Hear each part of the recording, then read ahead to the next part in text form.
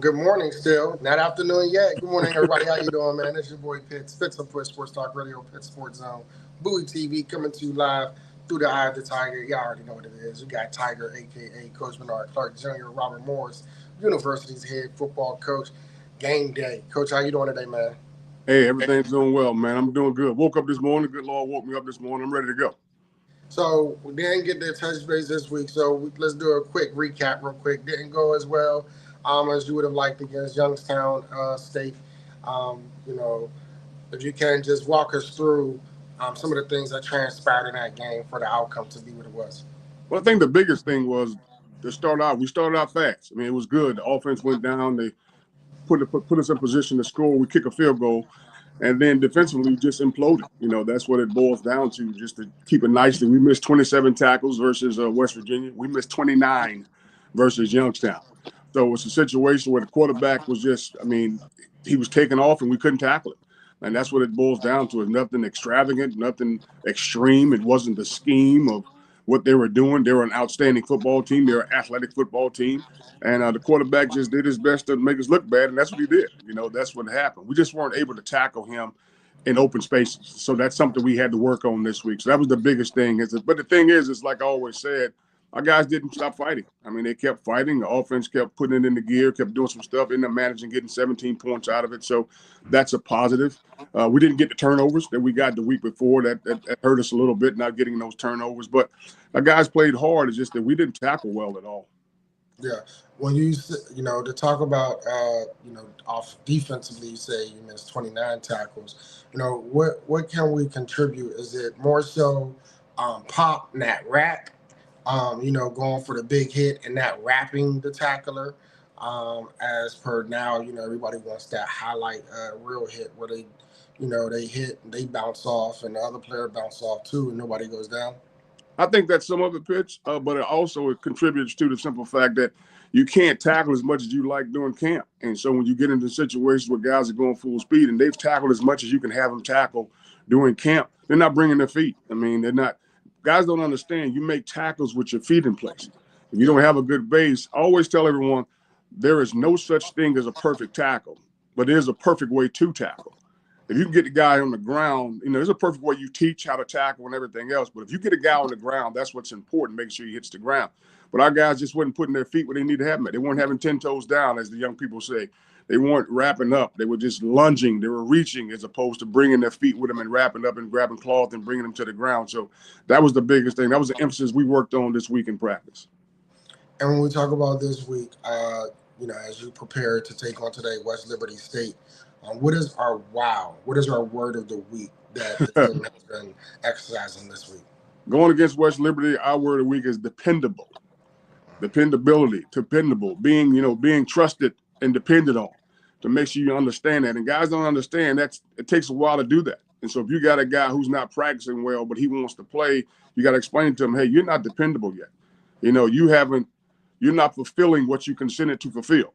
And that's what it boils down to. And they're not doing those things. So the word is dependable. We want to make sure these guys understand, not just them, but us as coaches. You got to depend on us putting you in the right place to make the play. But when we put you there, you have to make the play. And if you don't make the play, then we got to put somebody in who is dependable and who can make that play. When you talk about, dependable, being dependable, and definitely understanding and having the confidence that the person to your left and to your right, knows their assignment and is operating within their lane of their assignment, is a way that I would, more so for the viewers, lay it out there, being dependable, study habits, were you in a study room? Did you study film? And then also challenging each other, right? Being dependable doesn't mean, hoping that person knows their assignment, but also, exercising their help in each other being dependable, right? Iron sharpening iron, studying together, asking each other questions in regards to maybe something they saw that you didn't see. Building that dependability within each other. You're 100% correct, Pitch. I mean, that's what it's all about. Our guys have to understand that in order to be dependable, in order for them to depend on each other, they got to know that they're doing the right things. We had a young man just transfer in from Central Michigan. Had some issues at Central Michigan. The coach loved him, but he just had a situation where he couldn't be there anymore. But he transferred in. And to be honest with you, he's already shown how dependable he is because my man is full speed every play. He doesn't know what he's doing. He has no idea. But when he's on kickoff, he's full speed. When he's on punt, he's full speed. When he's lining up at the corner position, which is what he transferred in as a corner, he's full speed. So he's already showing that he's dependable because he's going to give everything he has. As opposed to some guys who've been here for a while, when they're on scout team, they're going half speed because Yeah. they're set down south. So when it comes to being dependable, you got to show it also, and you show your teammates. And no one's going to have a problem with us putting this young man on kickoff. No one's going to have a problem with us putting this young man on punt team. No one's going to have a problem with us putting this man on punt return because he's come in and he's shown these guys, man, this cat's full speed every play. He's definitely dependable because he's going to give it 100%. And that's what it boils down to. So, yeah, you build it just like you said, but it's also a situation you also show it by being on that field and doing the things that you're asked to do by the coach and doing them at full speed. And when you talk about doing a full speed, that's something that I emphasized to my son after his game on Wednesday. Was that trying to get him to understand that his practice habits become his game habits, right? So when you practice lazy, you play lazy. When you don't prepare and you horse around in practice, you're going to do it in the game. When you don't go full speed in practice, you're not going to go full speed in the game.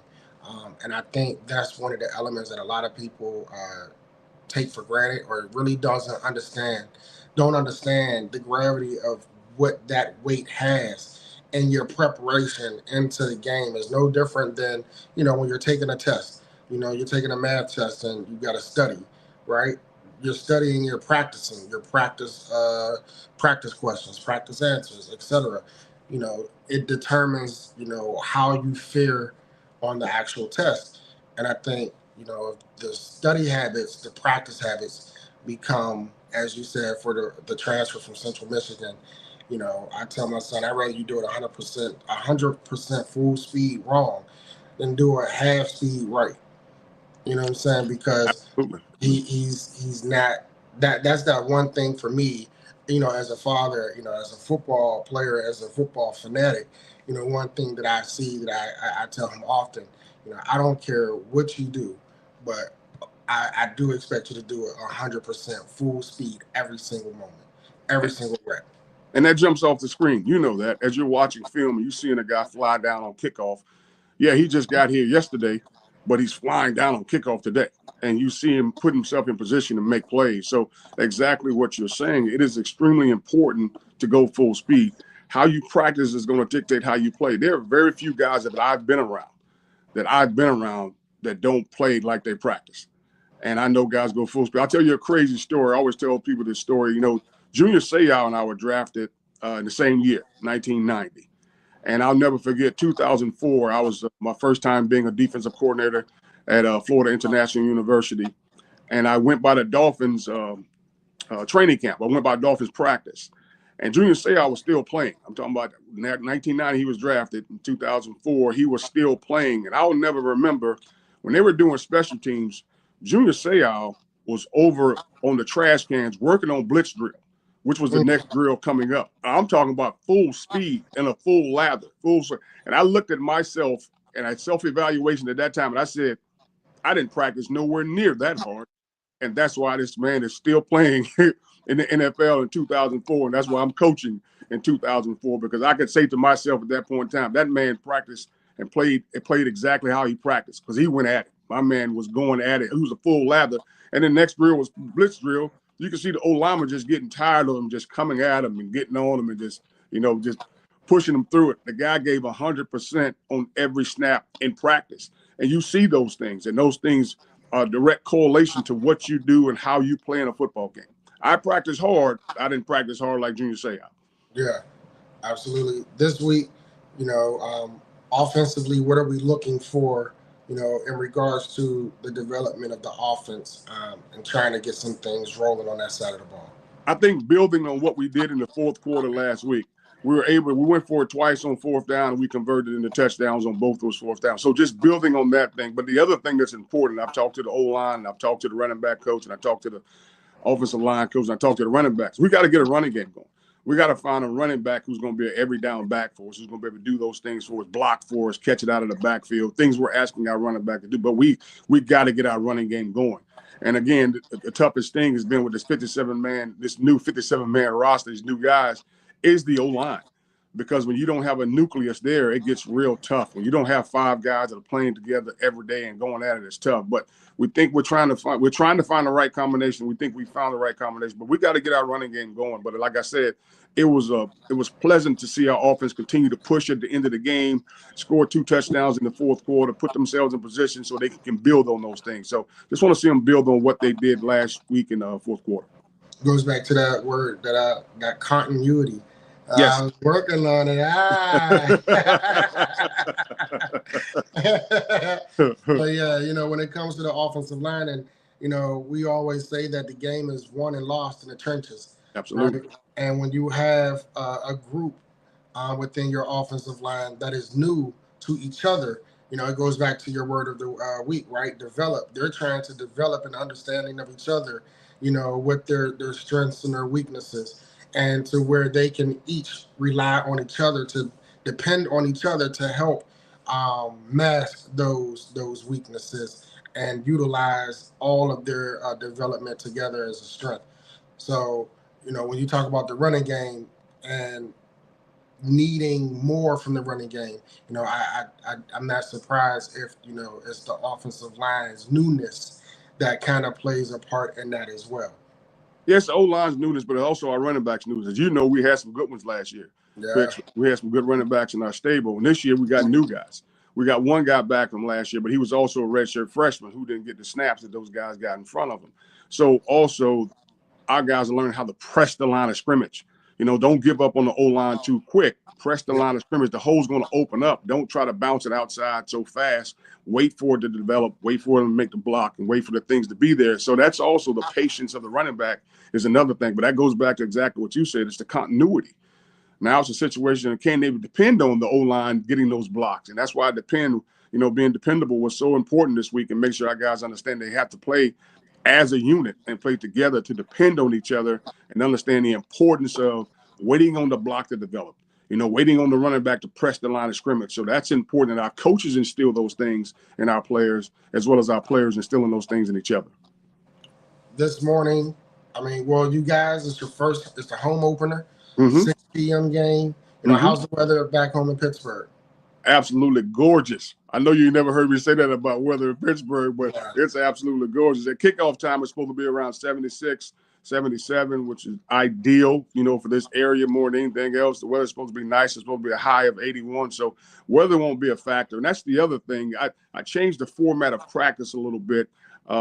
I wanted to get the coaches coaching a little bit more, but I also wanted to get our starters getting into a little bit of better shape during practice as opposed to running them at the end of practice, because it's nice to run gassers, but when guys are pushing themselves between the lines during practice, you don't want to have to run them after practice. You want to make sure they're running enough during practice. So we changed the format a little bit.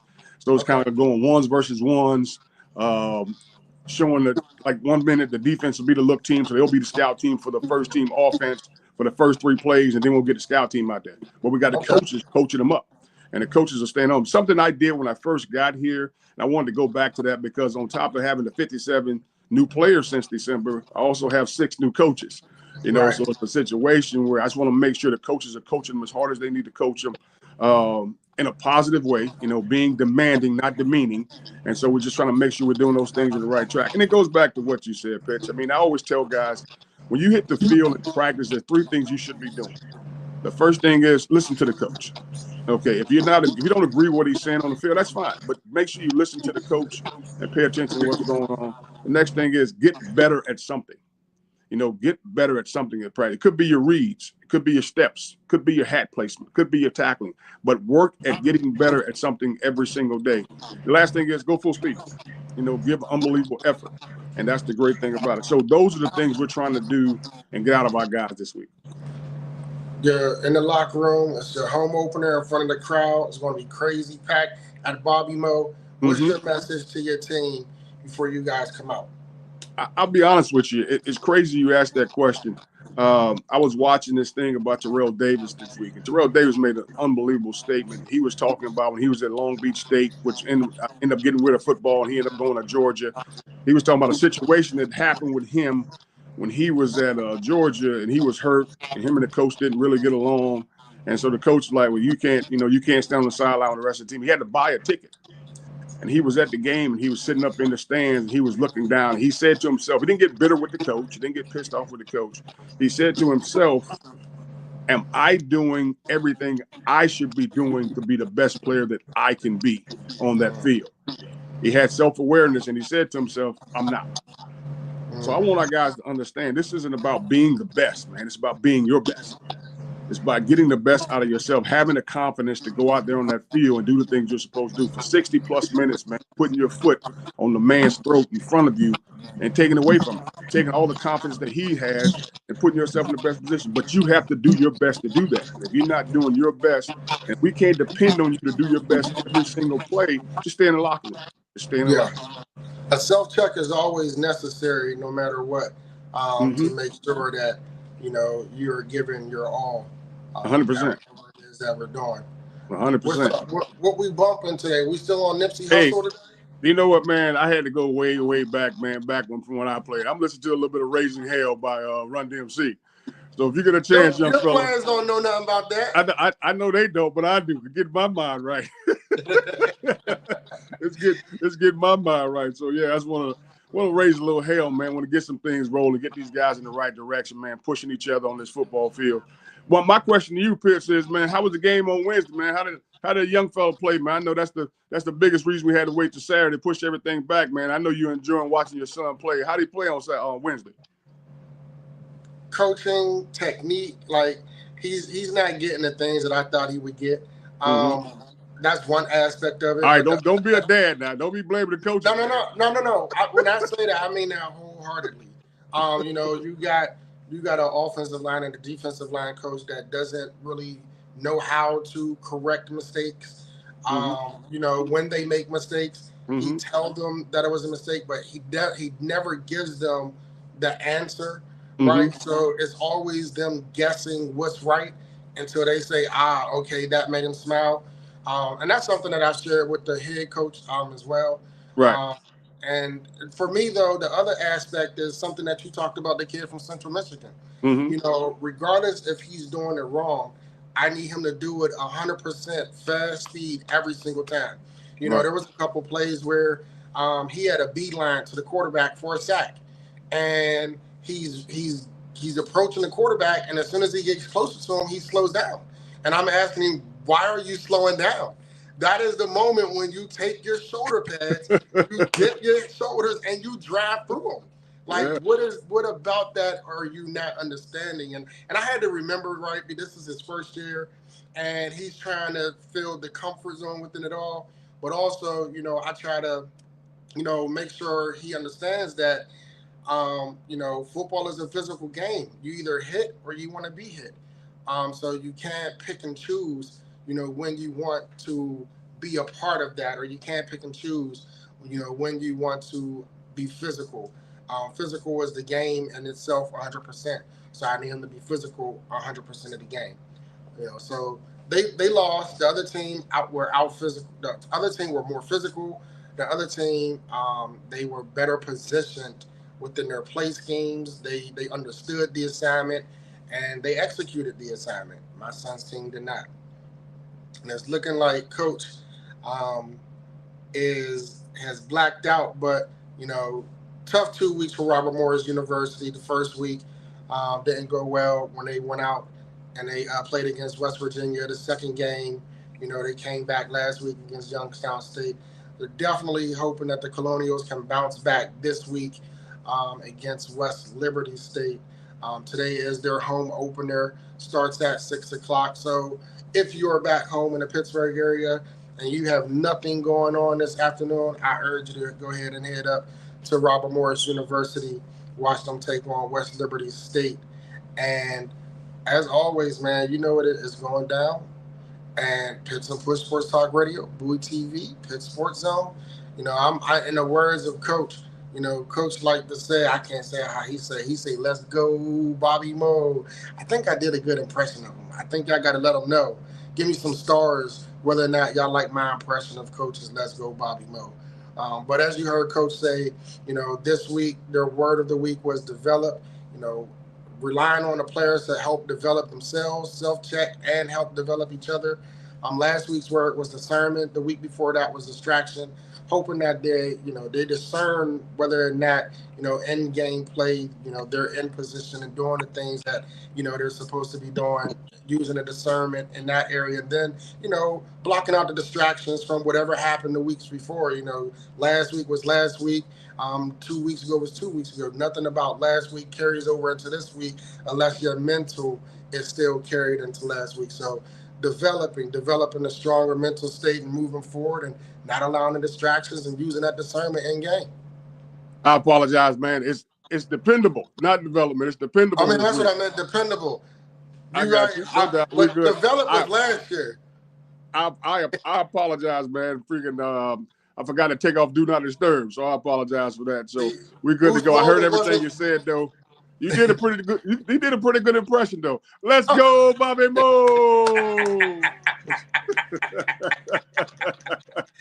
Let's make oh it man, happen, well, Pitch. Enjoy your day, man. Enjoy your weekend. Enjoy your son. absolutely, Coach. Look forward to talking to you this evening. See how the game went, checking in, tuning in, and we could talk about that Canelo and Terrence Crawford fight afterwards. See what you think and how we gonna get down. Sounds good, man. Take care, man. Much love. All right, Coach. Be safe.